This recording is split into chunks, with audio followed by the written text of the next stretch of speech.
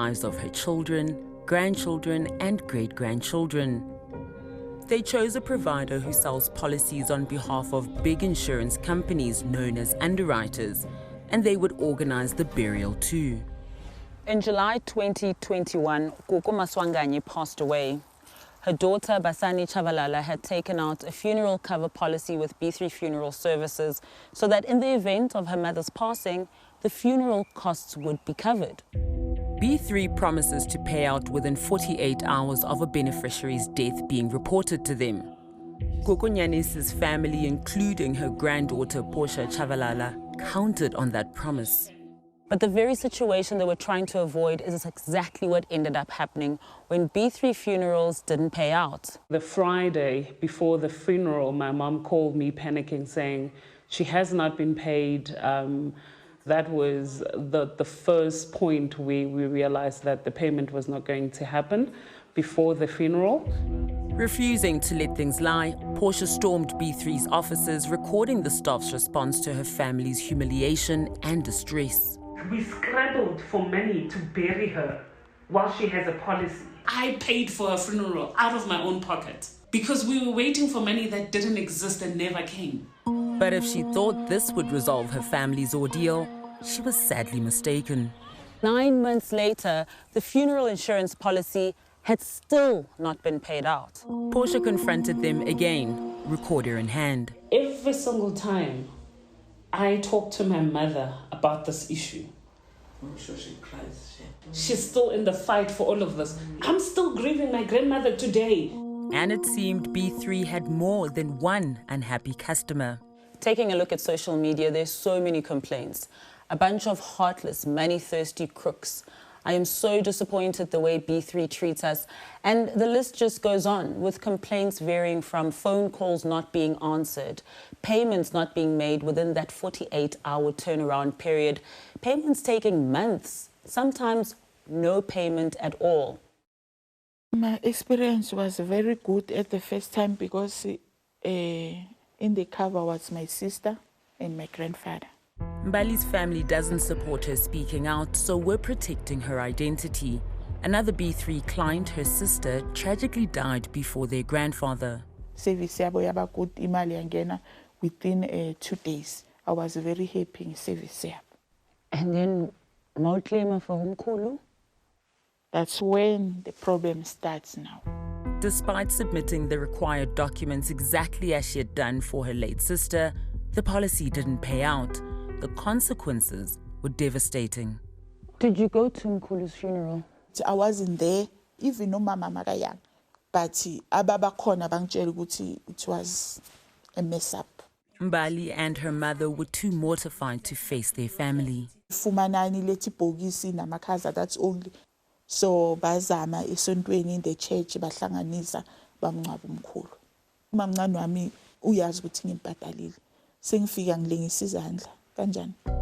Mbali tried desperately to get the money owed to them. Her local B3 office couldn't explain why she hadn't been paid out and sent her to the head office in Gauteng.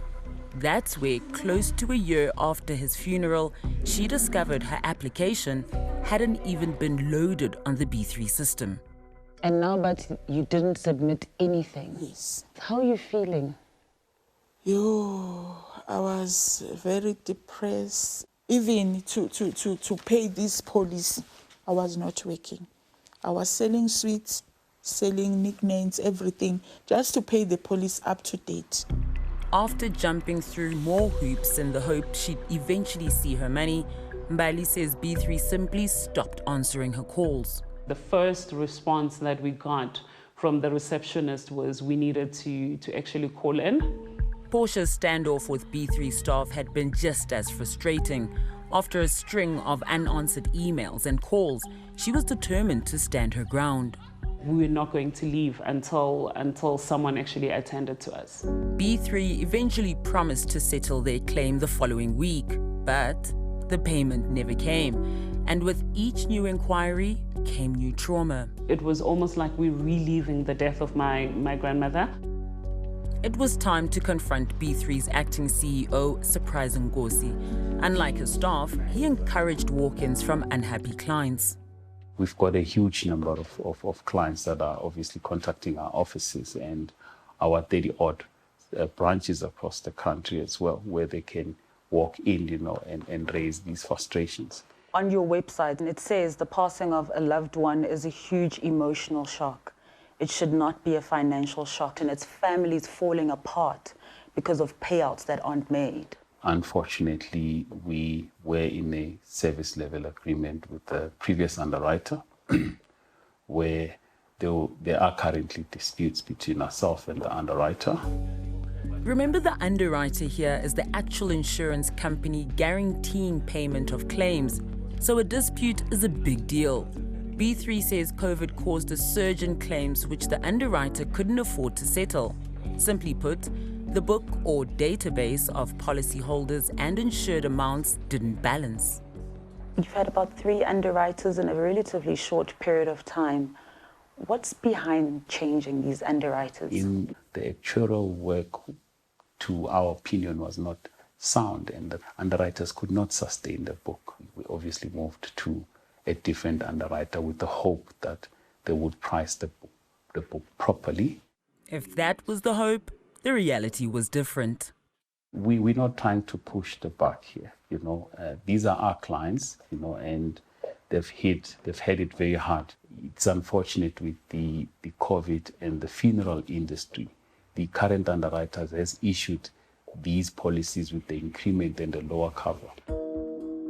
It's resulted in a bitter standoff, with the underwriter claiming B3 hasn't been paying premiums and B3 arguing the underwriter hasn't been settling claims. And while they bicker, people like Portia bear the brunt. We were actually disagreeing as to how much we needed to get paid, because now all of a sudden we're only coming to understand that it's no longer 50, it's now all of a sudden 30,000. Who they contract to underwrite, that should not impact me, because my contract, it's basically with them. According to the Office of the Ombudsman for Financial Services Providers and the Financial Sector Conduct Authority, the law is clear. An underwriter is mandated to pay out the claim, not the intermediary.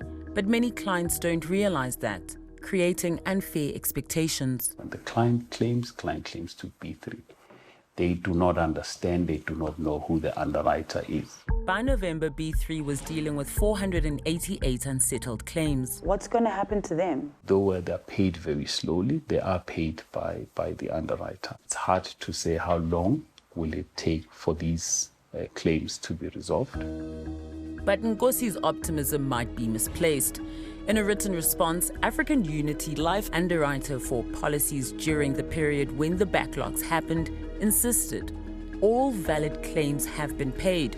In other words, as far as AUL was concerned, it didn't owe anyone anymore, including Mbali, her family now no longer speaking to her. Bengicela bangibhadale imali. And then at least le mali hambe ngiyokwenzela umkhulu ilitshe. Ngiyokwenza peace with my family. Labo bantu at the end of the day ngiyabadinga empilweni yami. If abangibhadali, abangibisela imali yami bengiyibhadala. Do you feel like you let umkhulu down? Yes. Kakhulu.